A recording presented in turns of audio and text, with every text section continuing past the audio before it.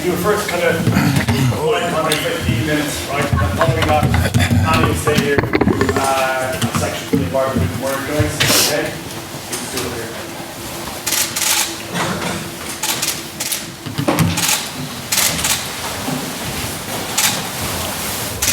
Okay.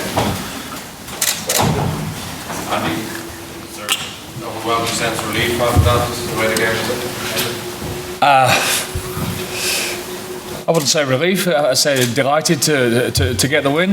I thought we thoroughly deserved the win. Although I thought Scotland were great. I thought it was a good Test match. I thought it was a tough old Test match. First up, it was very attritional. I thought the Scotland's forwards were excellent, and defensively they were hitting hard. And we know what a threat that they can be with ball in hand. And we had to fight and dig deep plenty of times, certainly in the first half. They came away with a couple of 3-pointers, but I think our performance, you could sum it up in the last 5 minutes really. We asked the lads all week to make sure that they stand for something, and I think you could easily see the true grit that, especially some of those type 5 boys, that had to dig deep. We had a couple of injuries nice and early. That makes it a little bit tricky as far as your substitutes are concerned. Some people were staying on there probably a lot longer than they have done in the past, but they was leading the way in those last 5 minutes, and I thought it was outstanding. On those injuries, Caelan Doris, I know he was able to walk off, but what's the story? Yeah, he's up there. He's up and talking. He's there with his family now in the changing room. They've just presented a cap to him, and he's in fine spirits. It's unfortunate for him, wasn't it? He was just an accident head on head, and he had a great steal early doors. We was looking forward to it. That's probably his type of game as well. With plenty of yards to be ground out in the middle of the field. But it's just unfortunate for him. But he'll lick his wounds and he'll be back. And in the half-time substitution, was Gary Ringrose injured, or what was? He is, yeah. He was. So we're going to assess that. He's got a hand injury. He'll probably go off for a scan or an X-ray or something to see what the outcome of that. I suppose we'll know more tomorrow. And then Dave Kilcoyne. Yeah, again, HIA failed when he came off, so he wasn't going to come back round. But again, he's in fine spirits in the changing room. So hopefully, both of those guys are going to be fine moving forward at the beginning of next week. And then finally, Ty Furlong. His carts were tightening up. He could feel them a little bit. I mean, he had an outstanding game, didn't he? 75 or 76 minutes or whatever it was, and he was getting off the line, smashing people towards the end. So he did more than his first year. Johnny, what's your overriding emotion? Like Faz, delighted to get a win. First game in this tournament is all about winning. Last year you talk about the England game here, Triple Crown gone, Grand Slam gone, uphill battle to try and even win a championship. So we're alive in everything, and that's where we want to be. We knew it was going to be tough. It's always difficult to come together and to have like a perfect game, but I thought we saw glimpses of what we could do and some of the ideas that we had, but we just could never get that 2 scores clear. We had chances to do it, and if you can go 2 scores clear, it allows you to really open up and really try and get that next score. But when it's 4 points, 7 points, it's an arm wrestling. You just got to keep trying to play in the right area. So not how we wanted the second half to go, but lots of lessons in there for us to learn and get better from. Spend that much time in your own 22 defending, come up, I think it was 5 breakdown turnovers. You must be very proud of you, like the players defended and show character. Yeah, unbelievable.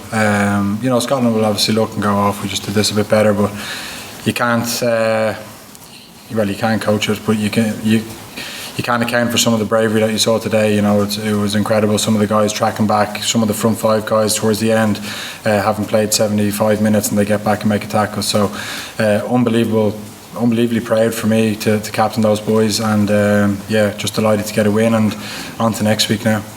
And on the attacking side, what did you think was good and what did you think could be better next week? I thought there was some glimpses. I thought we got too carried away at times. I thought some of the decision making was good. Some of it was a bit wayward. So there's Those type of things are going to be a work in progress, but we asked the boys to stand for something, and yeah, it was true Irish grit out there. The rest of it we'll keep building on. I thought we didn't have much field position, but when we got into the 22, I thought we looked quite dynamic and we was flowing a little bit better. In the second half, there, when we got into the 22, they gave the penalty away. I thought we'd made some good yards, and we was just breaking the seam down a little bit, and we took the 3 points anyway, which is fine. But obviously in the first half, it's the first time that we've been down there. We was pretty clinical as far as the try was concerned. So there's some good. There's obviously plenty to work on, and I suppose we'll have a look at the Welsh game, and they'll be cock a hoot for next week, won't they? So we'll need to be better. Play like that, what do you think you did well to actually reach? It was good work on the inside, really, wasn't it? The forwards ground out some yards there, and once Conor condensed, we had a chance, and Conor did brilliantly to delay the pass a little bit, and a good line by, it was Bundy, was it? Yeah. Bundy, and just freed it up for me. So a bit of a walk in for me, but some great work on the inside by the guys. And yeah, like I said, when we got that score, we had another chance we made a couple of line breaks and we just didn't, the ref called it back for apparent obstruction, and then we had the intercept where I probably was too wide and flat on Conor, and they got the intercept. So 2 chances there where we could have really not put the game to bed, but opened up that gap, and then would have allowed us to really expand that a little bit more in the second half. Johnny, how did the Ireland of today compare to the Ireland World Cup in your opinion? It's very hard to assess straight away after. I haven't looked at the game, but I think you saw some of the shape that we had across the pitch in terms of the width, the work from the outside backs. There's some things that we learned from the World Cup, some big lessons, and we're trying to take that with us. We didn't gloss over the World Cup and just pretend it didn't happen. We sat down and we learned the hard way, and look, I think we didn't see it all today, but hopefully, some we didn't. I don't think we played off a scrum, and we didn't get many sort of set pieces to play off. Any sort of plays that we had called, we didn't seem to win the ball. So we didn't really show as much off set pieces as we had planned. So hopefully, some of those ideas will come to fruition over the next 4 games.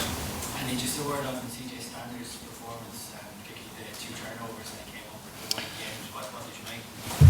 Yeah, I thought he was great. I think CJ's performance just epitomised what the whole pack was doing for one another. To be fair, I thought Josh van der Floor made great yards in attack as well. And when you see Tadhg Furlong with his head going back and forward and his knees up and struggling to get over the gain line, then all of a sudden he's got 3 on his back. I think you can see the fight that's throughout the pack. Ian Henderson worked himself to the bone. I thought Rob Herring was really, really good. He had a great game. So I think the pack was magnificent. But at the same time, I thought the Scotland pack were great as well. They put some real pressure on us at set piece, and I thought they were really physical tonight. So fair play to them.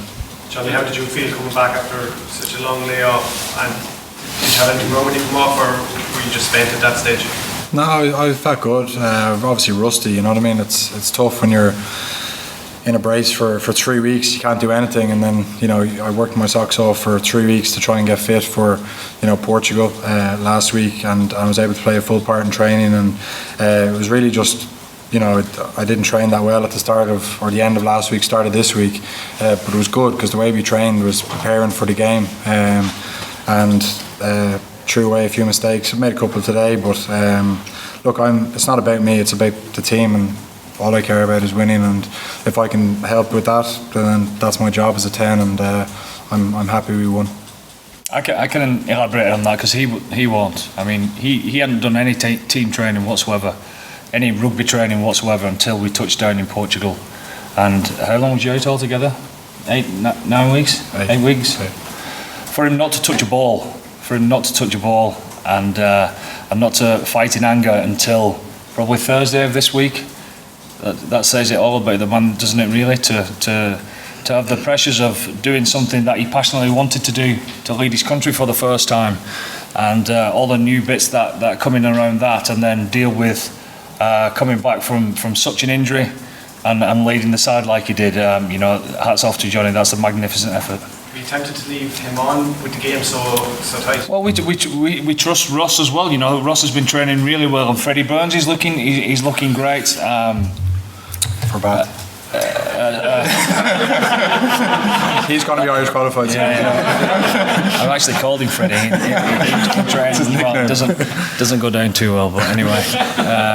He's looking really good, Billy, Freddie's brother. We trust them all. Genuinely, we want to see people be given the chance and flourish out there. What's your next Stuart Hogg mistake?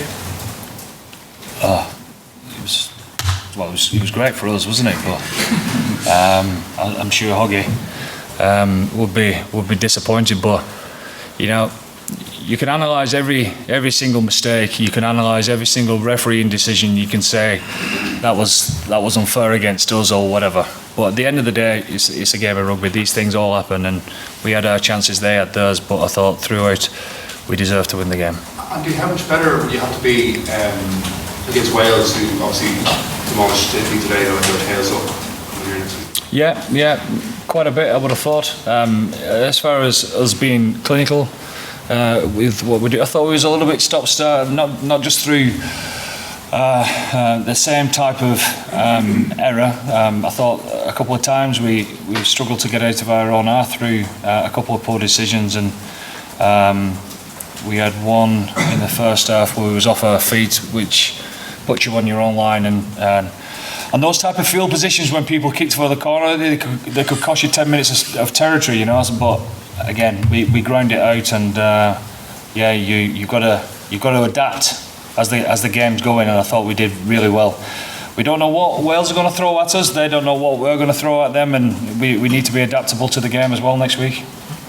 Andy, you spoke it through Irish grit there. Peter O'Mahony coming off the bench really early personifies that, doesn't he? Yeah, you couldn't have a better man. We were gutted for Caelan, and so was Pete. You saw Pete go over to him straight away, and he would have been gutted for him as well. But the know-how, the turnovers that he got, and Pete was bleeding, and he didn't want to come off. We needed him out there. You see, with the injuries that we had in the back row, he was really, really tricky. Ian Henderson was having to be told at half time that if Dev Turner came on, he was going to go in the back row, etc. Then Ian, he'd spent his time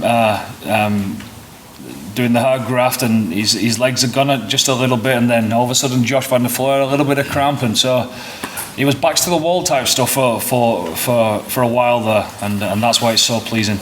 And Metallica before kick-off, is that one of your sets that you handed to him in the PA and Enter Sandman before it all kicked off? I actually didn't hear that or whatever. Honestly, in those coaches' boxes, that's why I want to go outside. They're soundproof. I don't hear all that. I like Metallica. You've been involved in many Irish victories in the past number of years. What's it like just today as a head coach when you're with back? Oh well, yeah. Honestly, it's nothing to do with my first game or whatever. I'm just pleased, as Johnny said, in this competition. We all know what it's all about. You need to get off to a winning start to try and roll on. We've done that. We've plenty to do. I think it's a decent start. Ruth, that's what I was going to ask. Okay. All right, folks. We'll leave that there, and we'll switch into the